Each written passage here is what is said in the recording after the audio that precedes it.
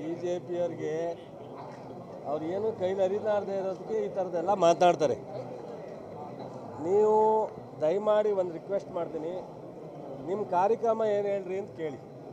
5 ವರ್ಷದ್ದು ಏನಾದ್ರೂ ಕಾಂಗ್ರೆಸ್ ಸರ್ಕಾರ ಬಂದು ನೀವು ಕೊಟ್ಟಿರೋ ಕಾರ್ಯಕ್ರಮನ ಕಿತ್ತಾಕಿದಾರ ಅಂತ ಕೇಳಿ.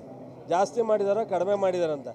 ಯಾವುದೋ ಇಲ್ಲದ ಸಲ್ಲದ ವಿಚಾರದಲ್ಲಿ ಬಂದು ಸುದೀರ್ಘವಾಗಿ ಪ್ರತಿಭಟನೆ ಮಾಡೋದು, ಮೆರವಣಿಗೆ ಮಾಡೋದು ಬಿಟ್ಟು ಈ ರಾಜ್ಯದ 31 ಜಿಲ್ಲೆಯ 7 ಕೋಟಿ ರೈತರಿಗೆ ಅನುಕೂಲ ಆಗೋವಂಥ ಯಾವುದಾದ್ರು ವಿಚಾರ ಇಟ್ಕೊಂಡು ಸರ್ಕಾರದ ಮುಂದೆ ಪ್ರತಿಭಟನೆ ಮಾಡಿದಾರಾ? ಅಸೆಂಬ್ಲಿಲಾಗಲಿ ಅಸೆಂಬ್ಲಿವರೆಗೆ ಒಂದು ಸಿದ್ದರಾಮಯ್ಯವ್ರ ವಿರುದ್ಧ, ಒಂದು DK ವಿರುದ್ಧ, ಇನ್ನೊಂದು ಯಾವುದೋ ಅನಿಲ್ ವಿರುದ್ಧ ಈ ಥರದ್ದು ಬಿಟ್ಬಿಟ್ಟು ಈ ಜನರಿಗೆ 7 ಕೋಟಿ ಜನಕ್ಕೆ ಉಪಯೋಗ ಆಗುವಂಥದ್ದು ಯಾವುದಾದ್ರು ವಿಚಾರನ ಇಟ್ಕೊಂಡು ಬರೋಕ್ಕೆ ಹೇಳಿ, ನಾವು ಅವ್ರು ಹೇಳಿದ್ ಕೇಳ್ತೀವಿ. ಅಶೋಕ್ ಅವರು ಸರ್ ಸರ್ಕಾರ ಗಂಭೀರ ಆರೋಪ ಮಾಡಿದ್ದಾರೆ ಸರ್. ಅಶೋಕ್ ಅವರು ಸೇರಿದಂತೆ ಕುಮಾರಸ್ವಾಮಿ ಅವರ ಫೋನ್ ಕದ್ದಾಲಿಕೆಯನ್ನು ಸರ್ಕಾರ ಬಂದಾಗಿಂದ ಮಾಡ್ತಾ ಇದೆ ಅಂತ ಹೇಳಿದ್ದಾರೆ ಸರ್. ಯಾವ್ದಾರು ಪ್ರೂವ್ ಆದರೆ ನಾವು ಕೂತ್ರಾಡು. ಸುಮ್ಮನೆ ಒಂದು ಗಾಳಿ ಗುಂಡು ಹೊಡೆದ್ರೆ ಏನೂ ಪ್ರಯೋಜನ ಇಲ್ಲ. ಫೋನಿನ ಕದ್ದಾಲಿಕೆ ಏನಾದರೂ ಮಾಡಿದರೆ ಅದು ಜನತಾದಳ ಮತ್ತು BJPಗೆ ಒಂದು ಸಲ್ಲಬೇಕಾದದ್ದು ಕೀರ್ತಿ. ನಮ್ಮ ಸರ್ಕಾರದಲ್ಲಿ ಏನಾದ್ರು ಮಾಡಿದರೆ ಅದನ್ನು ಪ್ರೂವ್ ಮಾಡಲಿ, ತೋರಿಸ್ಲಿ, ಅದನ್ನು ಖಂಡಿತ ಅದಕ್ಕೆ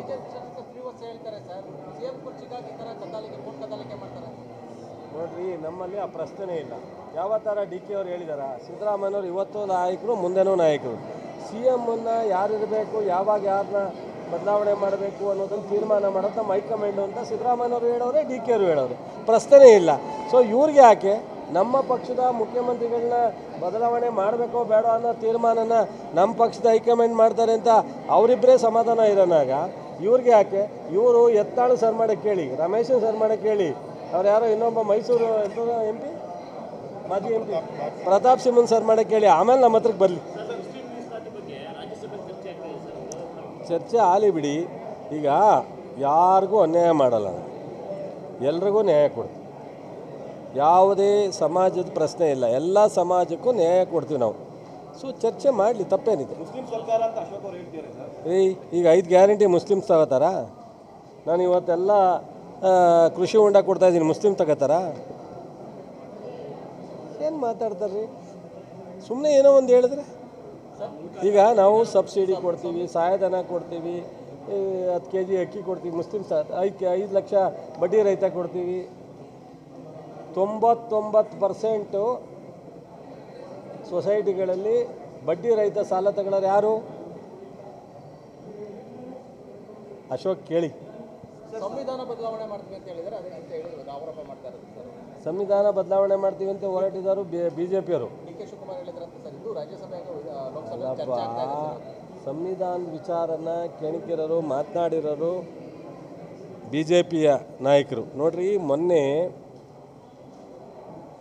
ಮುಸ್ಲಿಂ ಬಗ್ಗೆ ವಿರೋಧ ಮಾಡ್ತಿದ್ದಂಥ ಜನತಾದಳ ಈಗ ನಿನ್ನೆ 4% ನಾವು BJP ಜೊತೆ ನಿಲ್ಲಲ್ಲ ಅಂತ. ಮೊನ್ನೆ ಶಾಸಕಾಂಗ ಸಭೆಯಿಂದ ಮೆರವಣಿಗೆ ಬಂದಾಗ ನಾವು ಅದಕ್ಕೆ ಜೊತೆಲಿ ಬರಲ್ಲ ಅಂತ. ಮೊನ್ನೆ ಯಾವುದೋ ಒಂದು ಬಾವಿಗೆ ಇಳಿದಾಗ ನಾವು ಬರಲ್ಲ ಅಂದ್ರೆ ಮತ್ತು ವಿಜೇಂದ್ರ ಹೋಗಿ ಎಲ್ಲರನ್ನೂ ಕರ್ಕೊಂಬಂದ್ರು. ಗೊತ್ತಾ? ನೋಡಿದ್ರ? TV ನೋಡಿರ್ಬೇಕು, ಯಾರೋ ಒಬ್ಬರು ನೋಡ್ಲಿ ಗುಡ್ರು ಹೋಗಿ ಕರ್ಕೊಂಬಂದರು. ನೋಡ್ರಿ, ಅವರಿಬ್ಬರು ಮತ್ತೆ ಅಲ್ಲೇ ಒಳಗಡೆ 10 ಗುಂಪಾಗಿದ್ದಾವೆ, ಇನ್ನು ಈ ಗುಂಪು ಇದೆಲ್ಲ ಸರ್ ಮಾಡಿ ಕೇಳಕ್ಕೆ ಹೇಳಿ. ಅಶೋಕಣ್ಣಂಗೆ ಆಮೇಲೆ ನಮಗೆ ಈಗ SC ST ಆಗಿ ಮೀಸಲಾತಿ ಕೊಟ್ಟಿದ್ದಂಗೆ, ಬ್ಯಾಕ್ವರ್ಡಿಗೆ ಮೀಸಲಾತಿ ಕೊಟ್ಟಿದ್ದಂಗೆ, 3A ಕೊಟ್ಟಿದ್ದಂಗೆ, 2B ಕೊಟ್ಟಿದ್ದಂಗೆ, ಅದು ಆಧಾರಿತನೇ ಆಯ್ತದಲ್ಲ, ಜಾತಿ ಆಧಾರಿತ. ಈಗ ಲಿಂಗಾಯತರಿಗೆ ಮೀಸಲಾತಿ ಇದೆ, ಒಕ್ಕಲಿಗರಿಗೆ ಮೀಸಲಾತಿ ಇದೆ, ಬ್ಯಾಕ್ವರ್ಡ್ಗೆ ಇದೆ, SC STಗಿದೆ, ಎಲ್ಲಕ್ಕೂ ಇದೆಯಲ್ಲ. ಅದನ್ನು ಒಂದು ನಿಮಿಷ ಕೇಳಿ. ಇದನ್ನೆಲ್ಲ ಹೊಡೆದಾಕುವಂಥ ಅಧಿಕಾರ ಕೇಂದ್ರ ಸರ್ಕಾರಕ್ಕಿದೆಯಲ್ಲ, ಎಲ್ಲನೂ ಹೊಡೆದಾಕಿ ಕೇಳಿ. ಅವರು ಮಾಡಕ್ಕೆ ಹೇಳಿ. ಓಟ್ಗೋಸ್ಕರ ಇದು ಮಾತಾಡ್ತಾರಲ್ಲ. 2 ಅವಧಿ ಆಯ್ತಲ್ಲ ಮೋದಿ ಸಾಹೇಬರು, 3ನೇ ಅವಧಿಲಿದ್ದಾರಲ್ಲ, ಕಾನೂನು ಮಾಡಕ್ಕೆ ಹೇಳಿ ನೋಡೋಣ. ಇದೆಲ್ಲ ಬಿಟ್ಟು ಹೊಸ ಕಾನೂನು ಥರ ಕೇಳಿ ನೋಡೋಣ. ಏನಾದ್ರು ತಂದವ್ರ ದೇಶಕ್ಕೆ ಉಪಯೋಗ ಆಗೋಂಥ ಹೊಸ ಕಾನೂನ? ಬರೀ ಮಾತಾಡ್ತಾರೆ ನೋಡ್ರಿ.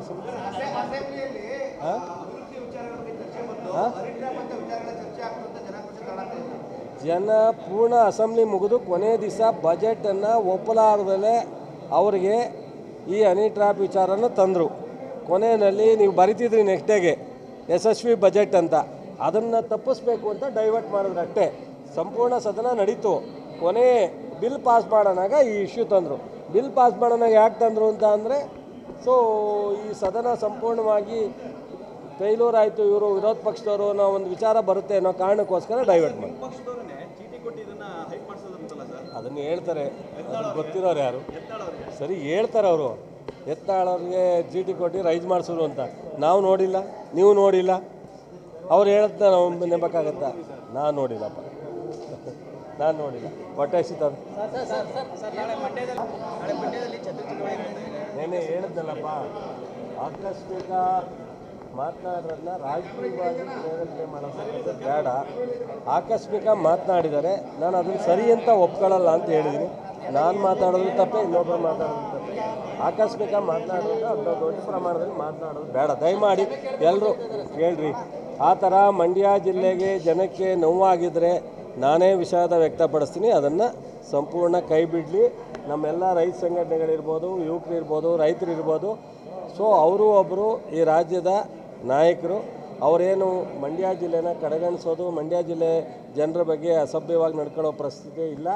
ನಮ್ಮನ್ನೆಲ್ಲ ಗೌರವವಾಗಿ ನಡೆಸ್ಕೊತಾರೆ, ಗೌರವವಾಗಿ ಪ್ರೀತಿಸ್ತಾರೆ, ಜಿಲ್ಲೆನೂ ಪ್ರೀತಿಸ್ತಾರೆ. ಇದು ಆಕಸ್ಮಿಕವಾಗಿ ಮಾತನಾಡ್ತಕ್ಕಂಥ ಸ್ಪೀಡಲ್ಲಿ ಅಂದಿರ್ತಕ್ಕಂಥದ್ದು, ಅದನ್ನು ಕೈ ಬಿಡಬೇಕು. ಕೇರ್ಪೇಟೆ ಹೇಮಾವತಿ ಎಡದಂಡೆ ನಾಲೆ ಅದು ಹೇಳಿದೆ, ನಾನು ತನಿಖೆ ಮಾಡಿಸ್ತೀನಿ ಅಂತ ಹೇಳಿದ್ದೀನಿ. ಚಲವಾಡ